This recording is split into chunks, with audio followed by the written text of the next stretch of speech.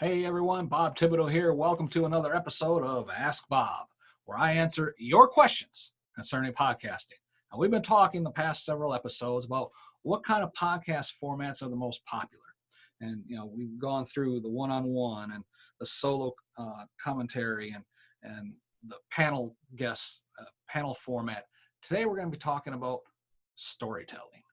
Now, this is the kind format like NPR uses with their stories on their radio station. It takes a lot of time to prepare. Do not underestimate the time involved to do a quality program when you're trying to tell a story. NPR may spend weeks gathering audio commentary, conducting interviews and fact finding. They may record hours and hours of interviews and audio, then spend hours more editing quotes from those audio files and putting them into a sequential story that gets their message across.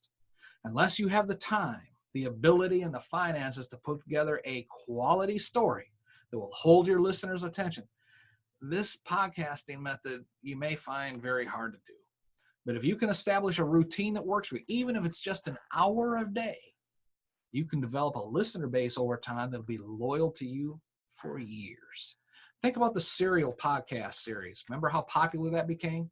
Why? Because of the amount of time they took to gather the facts, to do the interviews, to double check, triple check the information. It was not accomplished in just a week or two. Those podcasters work for many, many months putting all of this information together. But when it's done properly, you'll see how successful it can be. Now, one drawback to this type of podcast preparation is maybe you'll never air the podcast. Yeah. You see, you may start gathering the information with the full intent of telling the true story as you already preconceived it in your mind. And that's what your intent is. I want to tell this story because this is something I think, they were wrong in doing this or they were right in doing this. But then as you go through the information gathering process, you get led down a path that you didn't think was there. And you come to find out, this isn't something I really feel comfortable promoting, or this isn't something that my listeners will really be interested in. And you ultimately decide not to go with the story. Then all of the work, all of the time, all the money was wasted. So before you venture down the path for the storytelling podcast, make sure you have the resources, the time, and the desire to follow through. If you do, and you put out a quality podcast, you're going to be awesome. You're going to have people, you may go viral almost overnight. The people that did the Serial podcast, they thought they might get maybe 300,000 downloads. They had millions of downloads. They had struck a deal with MailChimp as their sponsor, and MailChimp got a deal. They paid, I don't know how much the retainer fee was, but when you look at the amount of advertising MailChimp got just from the Serial podcast, they got a deal. But you don't know that going in. Okay. So, but the quality, the higher the quality, the better the podcast. And the better the podcast, the more listeners you are likely to receive. And then we also, along the storytelling line, we have the fictional storytelling format. This is kind of like writing your own fictional book, but you're talking out in audio. You can have different actors, and I recommend that, have different voice actors reading the lines of various characters. Usually this works for a book you wrote, okay? Because you have to get copyright permissions and all that stuff if you're trying to read someone else's writing.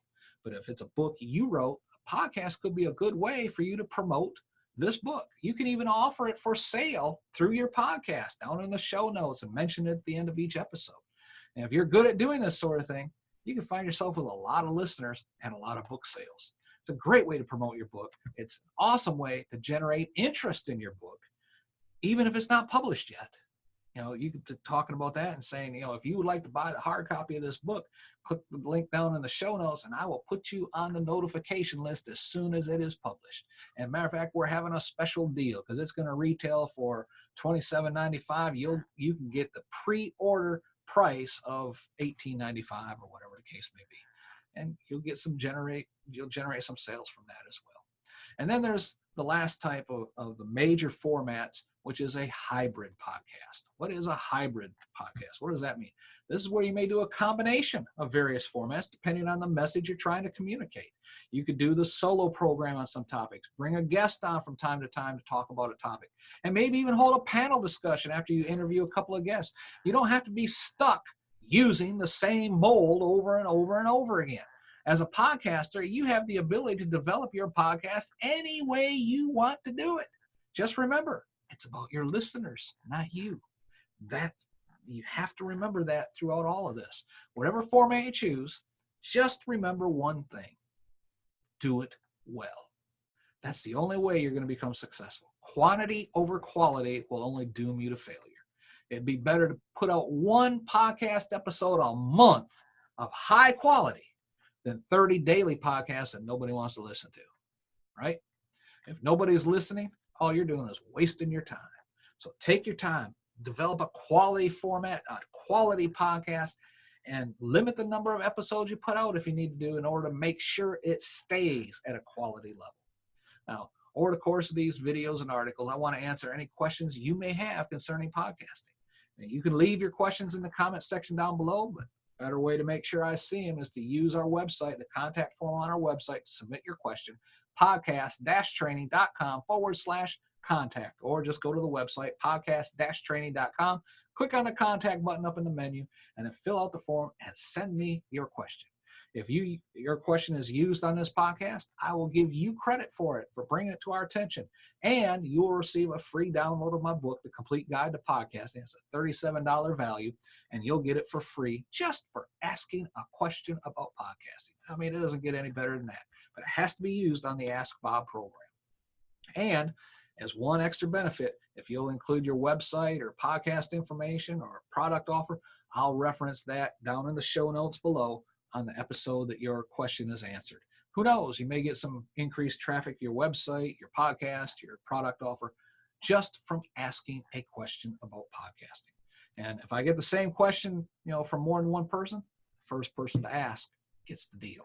All right. So if you have a question, ask today. Don't wait. Go to podcast-training.com/contact and ask your question today. Be sure to subscribe to this podcast in order to be notified when a new episode is published and a new question is answered.